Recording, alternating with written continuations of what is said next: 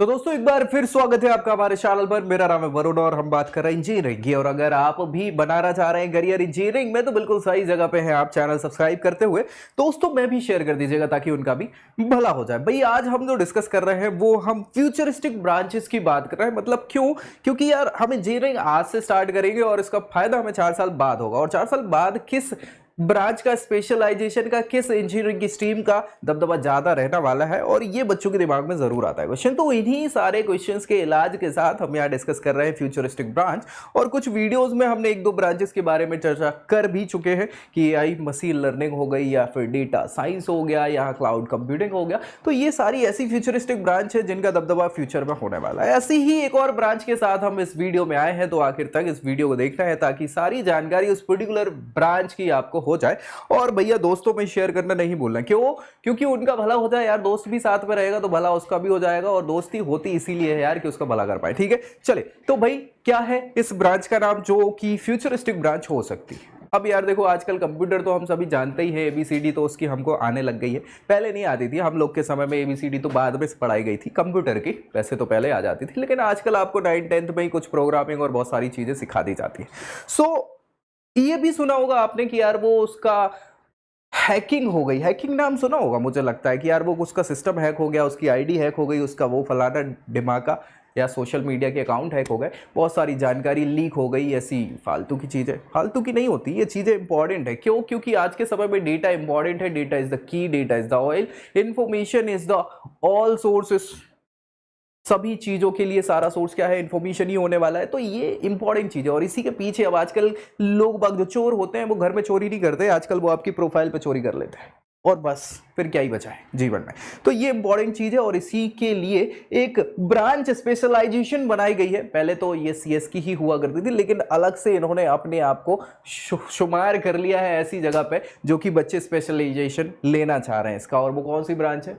वो ब्रांच है आपकी कौन सी? Cyber security. बिल्कुल यार, साइबर सिक्योरिटी एक इंपॉर्टेंट फ्यूचरिस्टिक ब्रांच के तौर पर उभर के सामने आई है, और अच्छा खासा परफॉर्म अभी निकट प्रेजेंट में तो कर ही रही है, इन फ्यूचर बहुत अच्छा परफॉर्मेंस देने वाली है। सो ये इंपॉर्टेंट है, और पूरी जानकारी इस ब्रांच की हम यहाँ डिस्कस कर लेने वाले हैं। तो चलिए स्टार्ट करेंगे यहाँ पे साइबर सिक्योरिटी के बारे में। अब साइबर सिक्योरिटी क्या होता है, आपको क्या लगता है?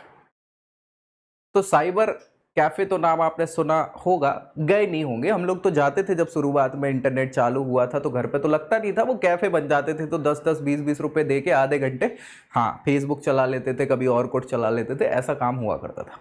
अब वो साइबर सिक्योरिटी, मतलब साइबर होता है जाल जिसको बोलते हैं, एक प्रकार से इंटरनेट जिसको बोलते हैं। सो इंटरनेट के माध्यम से क्या किया जाता है? लोगों में धांधली की जाती है, लोगों के अकाउंट्स में, उनके बैलेंसेस में, और बहुत सारी चीज़ों में हैकिंग के माध्यम से। और वो हैकिंग ऐसे नहीं होती, वो हैकिंग होती है आपकी छोटी छोटी जानकारियों को मिला के। तो इन सारी चीज़ों में क्या है, अब साइबर जो धांधली है, उस धांधली को रोकने के लिए आप उसकी सिक्योरिटी करेंगे, उसकी सुरक्षा करेंगे, और सुरक्षा करना आपका दायित्व है। और यही वो ब्रांच है जिसे साइबर सिक्योरिटी कहा जाएगा, जो आपकी हैकिंग और बाकी के जितने भी अटैक्स हैं, जो कि इलीगली अटैक्स जिनको बोला जा सकता है, जो किसी भी प्रकार के अकाउंट्स में, नेटवर्किंग में, किसी भी जगह इस्तेमाल किए जाते हैं गलत भावनाओं के साथ, उनको रोकने का काम आपका इस स्पेशलाइजेशन में होने वाला है। यानी आप हीरो के तौर पे काम करने वाले हैं। लेकिन यार हीरो के लिए भी काम तो वही करना पड़ेगा, क्योंकि हैकिंग को रोकने के लिए पहले हैकिंग तो आपको भी आनी चाहिए ना। तो ये हाँ ऑफिशियल वर्क है, लेकिन ठीक है, अच्छी चीज़ है। इसमें आपको क्या करना है, किसी भी चीज़ को डिज़ाइन करना है, उसकी सिक्योरिटी करना है, एनालिसिस करना है, स्ट्रक्चर को बनाना है, वो आपका इस साइबर सिक्योरिटी ब्रांच स्पेशलाइजेशन में आ जाएगा। अब क्या कैसी चीज़ें हैं, इसके ओवरव्यू की बात करें तो हम बात बीटेक या इंजीनियरिंग कोर्सेज की ही कर रहे हैं। तो बीटेक के तौर पे इस कोर्स को जाना जाता है। अंडर ग्रेजुएशन प्रोग्राम 4 साल का ये होता है, और 8 सेमेस्टर में काम किया जाता है, जिसकी basic eligibility 12th pass out होती है, और जो कि 50% के मिनिमम मार्क्स स्कोर को मांगती है, एग्रीगेशन को। ये तो एक बेसिक इंफॉर्मेशन है। इसके बाद एडमिशन की प्रक्रिया 2 प्रकार से हो सकती है, या तो एंट्रेंस एग्जाम के बेसिस पे, या मेरिट के बेसिस पे। मेरिट के बेसिस पे ऑप्शंस कम होते हैं, अच्छे ऑप्शंस तो मुझे लगता है, लेकिन एंट्रेंस के बेसिस पे बहुत सारे ऑप्शंस हो जाते हैं। ये एंट्रेंस अलग अलग प्रकार के होते हैं, नेशनल लेवल के, जिसमें आपको इंडिया के मशहूर इंस्टीट्यूशंस, IITs, NITs, IIITs मिल जाते हैं। फिर गवर्नमेंट जो स्टेट के गवर्नमेंट और प्राइवेट इंस्टीट्यूशन होते हैं वो स्टेट की काउंसलिंग, स्टेट एग्जाम्स के बेसिस पे, और यूनिवर्सिटी में प्राइवेट यूनिवर्सिटी के कुछ एग्जामिनेशन होते हैं जिसके बेसिस पे अच्छी यूनिवर्सिटीज़ में एडमिशन आपको मिल जाता है। अब ये फीस स्ट्रक्चर जो है ये भी इन्हीं इंस्टीट्यूशन टू इंस्टीट्यूशन वेरी कर जाता है कि भाई अगर गवर्नमेंट इंस्टीट्यूशन में है तो कम फीस हो जाएगी और प्राइवेट इंस्टीट्यूशन में अलग अलग प्रकार से आपकी फीस स्ट्रक्चर बढ़ता चला जाएगा और इंटू 4 इसको आपको कर लेना होता है। सो ये आपकी स्पेशलाइजेशन हो जाती है। भाई ये स्पेशलाइजेशन के साथ साथ यहाँ पे आपको क्या करना होगा, पढ़ाई करनी होगी। तो 4 साल में क्या, देखो यार मेरा जो मानना है 8 सेमेस्टर होते हैं, हर सेमेस्टर में लगभग 5 सब्जेक्ट होते हैं, 40 कुछ विषय आपको पढ़ने होते हैं अलग अलग लेवल के। कुछ आपके 1 साल के फंडामेंटल सब्जेक्ट्स होते हैं जो सबको ही पढ़ाए जाते हैं, फिर सेकेंड ईयर से स्पेशलाइजेशन आपकी स्टार्ट होती है और जो बेसिक टू एडवांस लेवल तक जाती है। तो उस हिसाब से आपके सारे के सारे सब्जेक्ट्स करिकुलम में ऐड करे जाते हैं, वो पूरा करिकुलर बनाया जाता है। उसमें देखें तो बेसिक चीज़ें प्रोग्रामिंग हो गया, ऑपरेटिंग सिस्टम, मैथमेटिक्स तो पहले ही बढ़ा दिया जाएगा, सॉफ्टवेयर डेवलपिंग, सॉफ्टवेयर टेस्टिंग, इसके अलावा स्ट्रक्चर हो गया, वेब टेक्नोलॉजी हो गई, कंप्यूटेशन, एल्गोरिथम डिज़ाइन करना और एनालिसिस इत्यादि, ये सारे काम आपको एज अ सिलेबस आपको पढ़ा दिए जाएंगे इस टेक्नोलॉजी में। और उसके बाद क्या आपको लगता है ये डिमांड में होने वाली है स्पेशलाइजेशन, या रहेगी डिमांड? कन्फ्यूजन है क्या? देखो यार मुझे नहीं है, क्योंकि मैं गाइड करता रहता हूँ, आपको ज़रूरी है कि ये कन्फ्यूजन दूर हो। यार आज हम हमेशा से सोचते हैं आज के बारे में कि यार मेरे बड़े भैया, मेरे ताऊजी के लड़के, मेरे फलाना, मेरे ढिमाका, वो ऐसी ऐसी पोस्ट पे है, उन्होंने ऐसी ऐसी ब्रांच से काम किया था, तो ये वो कर रहे हैं। लेकिन आप समझिए कि आप इन्वेस्ट कर रहे हैं वो 4 साल, और 4 साल में बहुत ज़्यादा तेजी से माहौल चेंज होता है। कोरोना के बाद से तो अब वैसे भी नहीं कहा जा सकता कि चीज़ें कैसे चेंज होगी, ठीक है। सो आपको पता है कभी भी चीज़ें चेंज हो सकती, लेकिन आपको लगता है कि डिजिटलाइजेशन कम होगा? क्या ये दिन प्रतिदिन जो अकाउंट्स की संख्या बढ़ती जा रही है और नहीं बढ़ेगी? और अकाउंट्स बढ़ते जा रहे हैं, हम अपनी डेटा को लीक करते जा रहे हैं, खुद से खुशी खुशी डेटा लीक करते हैं और उस डेटा की वजह से हैकिंग हो जाती है और नाम दूसरों पे लगा देते हैं। तो ये सारी चीज़ें कम होंगी, आपको लगता है क्या?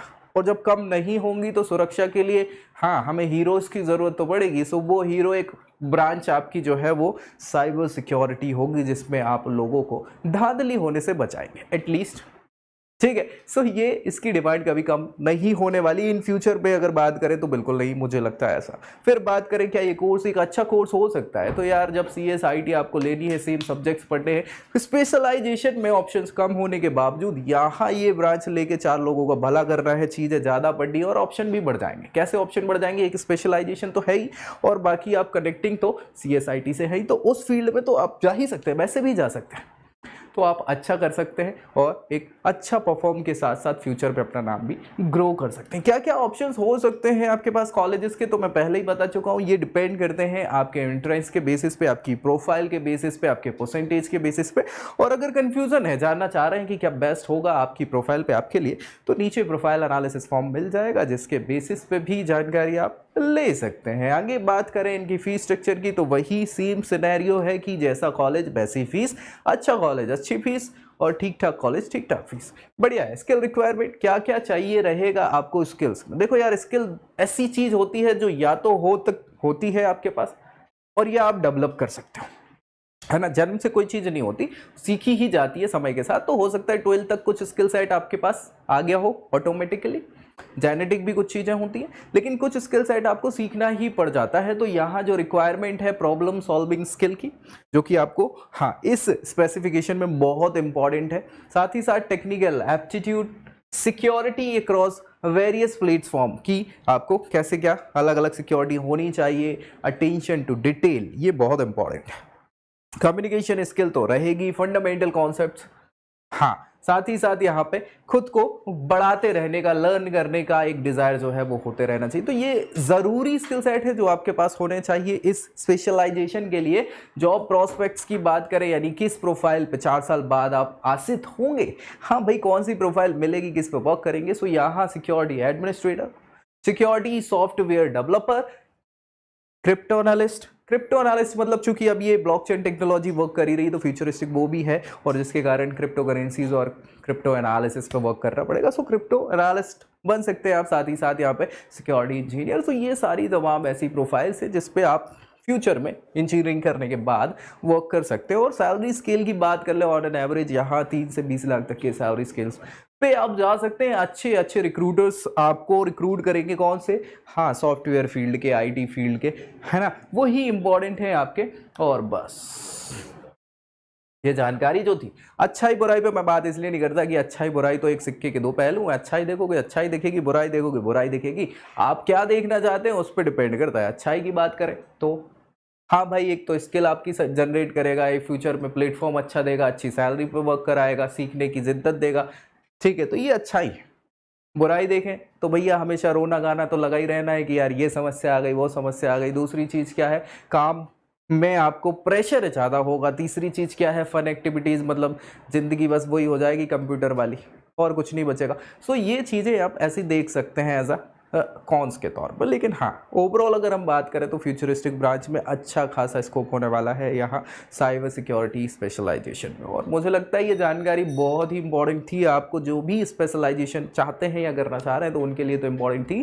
दोस्तों मैं भी इसको शेयर करना है। और भाई अगर प्रोफाइल पे आप जानना चाहते हैं कि बेस्ट क्या होगा आपके लिए, तो नीचे फॉर्म है जिसको फिल करके भी जानकारी वगैरह आप ले सकते हैं। तो मिलेंगे अगली वीडियो में अगली जानकारी के साथ। तब तक के लिए जय Hind. I hope you like this video. For more such videos, keep watching our channel. And do not forget to like, share and subscribe.